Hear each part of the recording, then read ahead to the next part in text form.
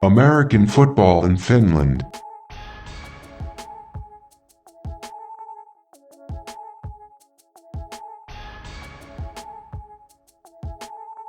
The voice in your ears is Perfect Purvis, and this is American Football in Finland. Today, I'm joined by my co-hosts, Coach Q, Spencer Cutland, and Chris Green. We got a whole new show, fellas. What's going on, guys? Everybody say what's up. What's up? What's going on? What's up? What's up? Mitakulu. How's it going, guys? You good? The AFF podcast is available on Spotify, Apple Podcasts, Google Play, Podbean, and wherever you listen to your podcasts. Seriously, though, American Football in Finland is currently available on more than 25 different platforms. So wherever you listen, be sure to rate us. Anything less than 5 stars will tell us that you are a hater. Welcome to Season 7. It's Season 7 of AFF, and just want to take the time personally to apologize to our audience for the lack of podcast consistency last season. We got caught up in the social media game, likes, clicks, and all that. And we lost sight of what really matters, talking football. So we're back to the basics this year. We'll be here each week, giving people what they want. So before we even get into the show, let's talk about off-season. How was everybody's off-season? Tell us a little bit about what you've been doing and how excited you are to be back. Hey, my off season has been great. I became a dad. Oh, congratulations! Oh, congrats! Yeah. So I got a little broke roommate now. But yeah, that's how my off season went, man. It's pretty much definitely different for me from what I'm used to. But new life. What about you, Spence? What's going on with you? My first season without football, which is odd, but we move on and all that jazz. So that's why I wanted to come back into this. So, get back into it in some facet. But yeah, just living basic life, to be honest. Nothing too special, nothing going on. The weight's going up, the age is going up. So need some youth back in me. So hopefully we get it from the pod. Yeah. What about you, Chris? Well, I've just secured my first permanent teaching job as well in the off season. So I'm teaching PE full time now here in the UK, living the dream. Okay. Yep. And I've been commentating on the U Bullets University live streams on their home games, every game this season. And they had a lot of American scholars this year, so it was a real good level of football. And they got to the championship game and won the championship game against UON. And it was a fantastic game, a real good spectacle for the sport as well. If anyone managed to catch that, it was a good game. I mean, if anybody knows me, y'all know in the all-season, I hibernate. It's cold as shit in Finland. So, excuse my language. I stayed in Lahti. This is where I was. I don't like to tell my business. Everybody else is sharing, so I'll share a little bit. December through January, I was out of here. I was actually in the States, in Texas and Miami, doing some work, getting that good weather in. Came back to this finish winter, took a quick trip to Amsterdam with the AFF Team Revolution 7-on-7 squad, almost won a championship out there. That was super fun, working with the kids. Haven't done that in a while. But other than that, taking care of my family and hibernating. That's me. If y'all want to see anything else I'm doing, follow me on the Instagram at Perfect Purpose, and that's how you follow me. So we'll get on into the show, guys.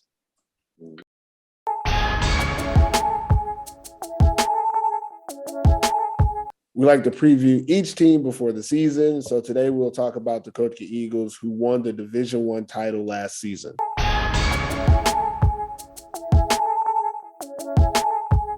Talking about the Kotka Eagles, I think the Kotka Eagles have a very good chance of making the playoffs this season. Going over their biggest change for the Kotka Eagles would be their new head coach. Charlie Ove is going to be the head coach this season. And the fact that they're changing head coaches is going to give them a whole new look. This team has been run by, I want to say, Finnish management for its entirety. It's always, the head coach and the top players, even coordinators, have always been Finnish guys. And now you have a foreigner from the United Kingdom taking over, but he's ingrained in the system. He's been there before. He's not brand new to Kotka. He's been there for almost 3 years now.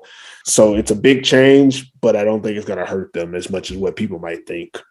Another big change is going to be their offensive scheme and philosophy. Nessie's not there. One thing that we've always known about this team is Nessie going to be there. They're going to put up points. This team is going to be able to score. That's one thing they've always been able to do. And now we have an entirely different idea going into it. We're going to have a new offensive coordinator, Kari. Coach Kari who's coached all over Finland, from Porvoo to Helsinki, now in Kotka. He's going to be the offensive coordinator. He doesn't do nearly as much of a spread, high volume run offense as Nessie does. Nessie runs something similar to what Rojo ran, but more run heavy. So now we have to look at, is this going to be more of a traditional run offense, or is it going to be more of an open offense with your new quarterback, which is the third biggest change, is you have a brand new quarterback. And obviously I'm staying on the offensive side because that's where most of the changes are being made. The HC, Charlie Ove, he's also the DC. So the defensive scheme is going to stay very similar. A lot of the players are the same, but offensively, it's a brand new thing. So the biggest changes for them is their new head coach, new offensive scheme, new offensive coordinator, as well as new quarterback for that offense. What are your guys' thoughts on some of these changes for the Kotka Eagles? No Nessie. He's been a part of their culture. He's been a part of what they do there. He's instilled, his winning history into them. He's helped build that organization up. Now they have to show now, are they ready for the big boys? Are they ready? I think they will be, but the biggest thing is, like you said, not having their normal leader there and seeing if Forcier can step in and be that new leader, which I think he can. I see Kotka in the same light as I seen Corpio when they first came into the Maple League. Like, they were ready to compete. I think Kotka will too.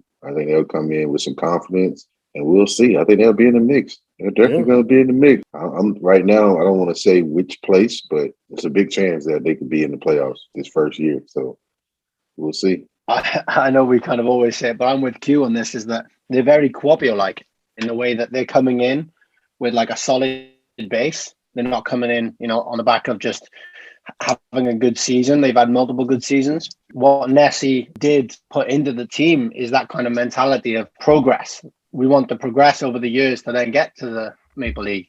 It wasn't just right, let's just throw money at this. They built up the team, they built up the infrastructure. He was the orchestra leader, a conductor, if you will, of this sort of culture, this ideology.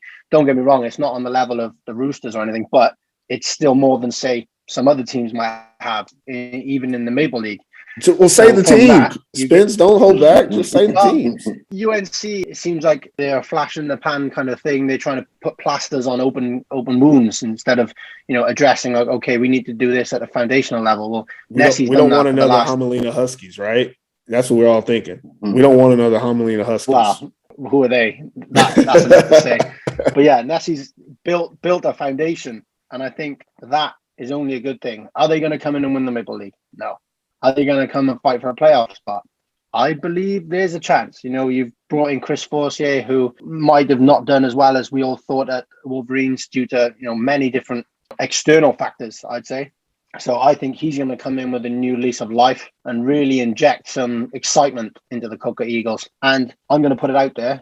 I can't wait to see their jerseys, because I think they could potentially have the best jerseys in the league if they do it right. With those little wings on the shoulders, you like those, or they got new ones? If they do it right, if they find something new, there's definitely a way that they can make that into looking something cool.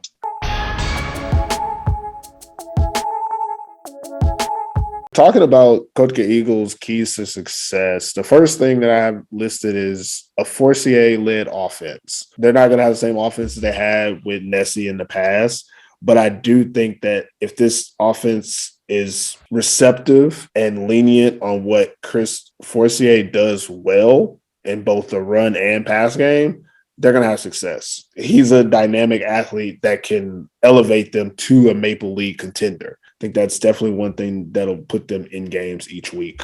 The second key I have is they need to have an aggressive play style on both offense and defense.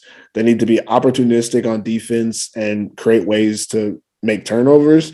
On offense, they need to be consistently inconsistent. They need to not have too many patterns that can be picked up quickly. They need to be always pushing the envelope and keeping defense on their toes to make up for some of the inexperience that they might have playing against this level of competition. Third key to success I have is roster depth. The competition level is high, which means you can't have players burning the candle on both ends. You can't have too many two-way players, both Finnish and imports. And that means that when players get tired, instead of saying, hey, keep going, you need to be able to have someone else that can spot them a couple of plays, give them a rest so they get back at it and always be 100%, because we don't want too many players going at 60, 70% against other teams who are just rotating guys. One thing that we've seen from the Roosters and Colville Steelers is they have depth. The Steelers have two teams now. That's how much depth they have. So they're able to give you their best shot each week. This Eagles team, a lot of these Finnish players are homegrown. They've been playing for the Eagles. They're used to a certain amount of reps, a certain level of competition. So they exert a certain amount of energy. A lot of these players that used to be DBs 3 years ago, now they're linebackers. And you know what that means. It means as they got better and smarter, they physically did not do as much. That's not going to cut it in the Maple League. They ate a few too many meals. Yeah, we all know how it goes. Like, I mean, look at somebody like me and Q. We're probably a little heavier than when we played, but if you throw us on the field, we know what to do. We know some shortcuts that'll help us out, which is great, if you're playing in Division I, Division II, where, we probably could do well. But in the Maple League, I wouldn't trust myself to be able to do some of the things that I used to be able to do because physically I'm not there. These guys, they don't know what that's like yet. In Division I, the last 2 seasons, they've been competitive. They've won it. I think they won it twice, actually. I think they won and didn't move up one year. But I could be wrong. Don't quote me on that. So they know what it takes to win at that level. But for them to be good in this Maple League, those guys are going to have to step up. And their backups are going to have to step up. And we have to see how that's going to happen. That's going to be keys to success. Yeah, I think fourth year is the key, especially specifically on offense. But he's an athlete. He can do it all. He runs like a menace. He can throw some absolute darts. The key question for me is he needs support. He can't carry a team. He is a passer first, run second. He obviously can do it. I'm not saying he can't. I'm not taking anything away from him. I'm just saying that he needs that receiver, he needs that running back to take the weight off when needed, to be open when needed. And we don't know if they've got that at this moment. They have 2 very capable running backs. I don't want to mess up their names. I know Hammy personally. I want to say Ville Hamalainen is his name, but I could be wrong about that. But I know Hammy personally. He's one of the best running backs in Finland. Just happens to always play at a lower level. Then they have another guy. I want to say his last name is Yusufa. One thing their offense has done, and a lot of people, if you've only watched Maple League, you obviously haven't seen them. So it's not unexpected that people wouldn't know, but they run a lot. Their offense usually leads the league in rushing, which sounds crazy because you're like, oh no, Nessie throws that thing around. He does. But they run it most of the time because teams are so afraid of that passing game. Then they use 2 running backs. They use a system very similar to something that Stan Bedwell would use compared to Rojo's. Both running air raid concepts, but they use more of a 2-back running system out of the air raid concepts. So the passing game still gets down the field just differently, but they don't have that same system anymore. But they do have running backs that are built for taking the load off of Forcier. Now the question would be, that's exciting. I think they're going to lean more towards a run heavy pass when they have to type of offense, which might or might not be useful for Forcier. I think that he doesn't need to be in a spread out offense, but he does need to be an offense that wants to throw the ball downfield. So I think that they definitely have the offensive skills position for that. Not sure if they have the offensive line.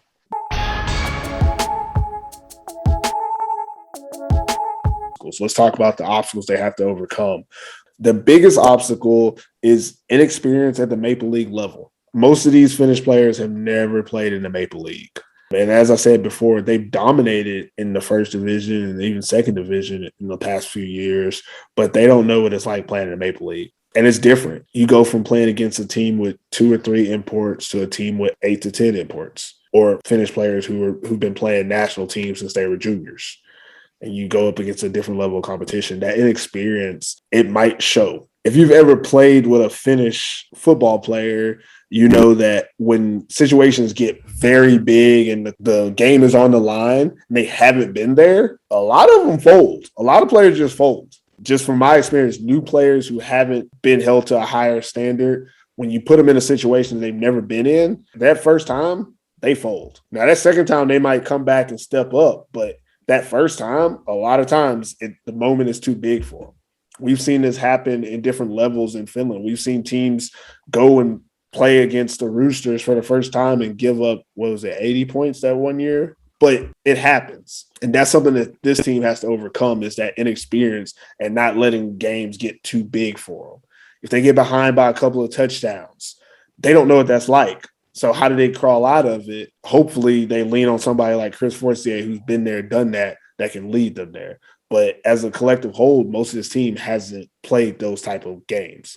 So the second obstacle I said that they have to overcome would be their wide receiver skills position. Currently, they don't have a lot of depth on the roster. I'm assuming that they plan on bringing in at least one more import or some more players before this probably is released.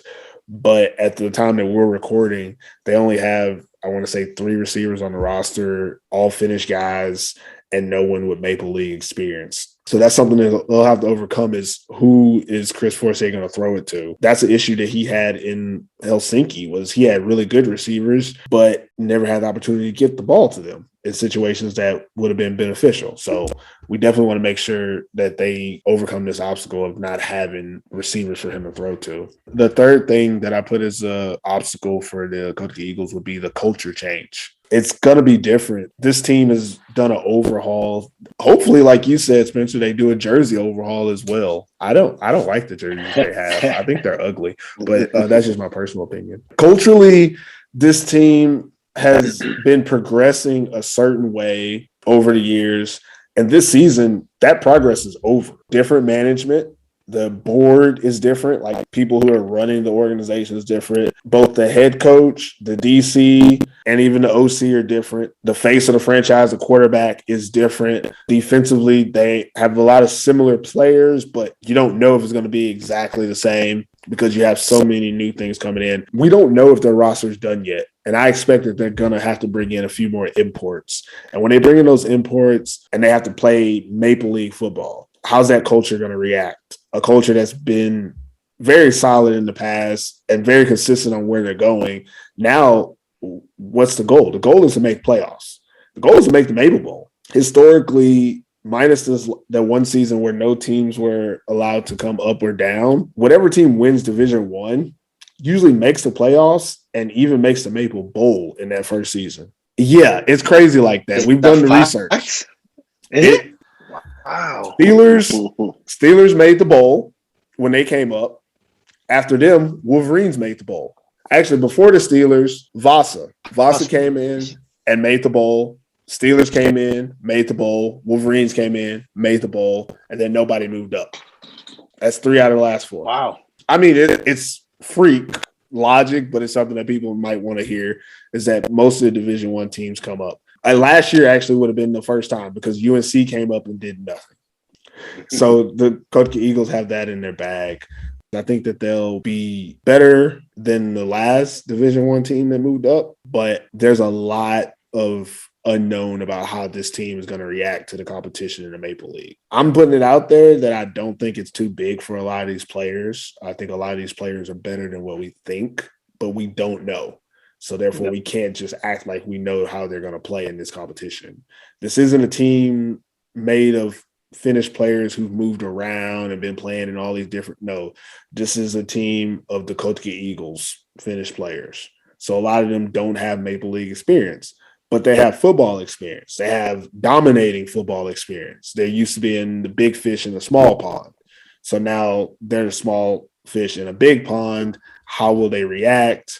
But what are you guys' thoughts on the Eagles and their chance for making the playoffs?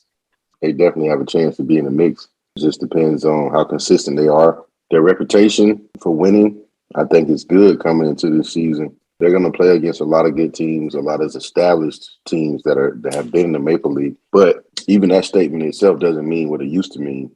Yeah. It used to be a separation of teams that moved up, and you had to do your time. You got to lose a little bit, get pounded on a little bit, but now that's not the case. Any team can make it now. Kotka just had to show like what they're made of, and if they can win some big games, then they could be in the mix. I think they just have to have an identity different than what they had before, as far as being in Division One. The Maple League is you need to establish another identity as far as like who we are, what type of team we're going to be. I think their biggest obstacle as far as going to the playoffs is just simply, are they able to stand up to those teams that are seeded and that have been playing in the Maple League? So, defense. Who are they? Nobody knows. Like I don't know. What is their identity? What kind of scheme are they bringing? We saw with UNC last year that they won 2 games. They put up 2,100 yards in the air. Offense, I'm not worried about. I have faith in Forcier. Like you mentioned previously, if they've got 2 running backs that are capable, the options you've got there are really good. But defense, if they're just an open season and people are going to score 40 points every week, that puts you in a very, very dark place that you have to dig yourself out of. That's going to be the biggest obstacle to overcome, is what is this sort of identity that they're trying to build? Because we all know about Nessie and the offensive scheme, but what about the defense? The head coach is the DC from he's the DC. what I've been looking at. What is he bringing? What are they bringing as a unit? And that's going to be, for me, the ultimate factor. Wherever their defense is will determine how they fare in their first year in the Maple League. In the Maple League, we've called it the Big 12 in the past because nobody's playing defense. And even recently, defense is the difference, like you said, because a team that can keep the Steelers to 28 instead of 49 is not the old school way of we want to keep a team to under 21. But I think, honestly, we could say it nowadays. If you can keep a team to under 28, keep them under 24. 24, 28 is the range of how many points you're willing to give up, because you're expecting to score 28 to 35. So if a defense can hold a team to 24, 28, okay, we're good. We have a chance. But let's be honest, Roosters, Steelers, Crocodiles, Wolverines, you look at those offenses and you're saying that's a 42 score team. Like, that team is putting up 40 points. So how can we stop it? That's what the Eagles are going to have to look at all season, is how do we keep this team from scoring 30 points? I just rounded up. How do we keep them from scoring 30? Keep them under 30 and you're within reach. And they have to play differently. They have to respect. If you let a team put up 30 on you, they're gonna keep the ball away from your offense, keep you off the field. They're gonna grind you out. They're not gonna show their whole offense. They're not gonna take chances. They're gonna do what they can to keep you down. And then you're just in that constant grind of uphill battle. So I think the Eagles defense, like you said, that was a really good point. That's why I'm expanding on it. That's a really good point, that their defense might be the difference between them being on the outside looking in or even making the playoffs this season.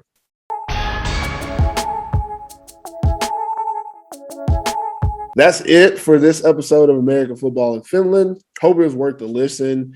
Any last words before we get out of here, guys? Q, you got anything you want to say to the people out there? I'm just looking forward to the season. Looking forward to some great plays being made and seeing what team is going to edge out at the front. First thing is for everyone to get their Ruutu subscription to make sure they don't miss all the games, so they know what we're talking about, and just get on the season and get excited, because like Q said, it's going to be a good one. What about you, Chris? I just can't wait for the season.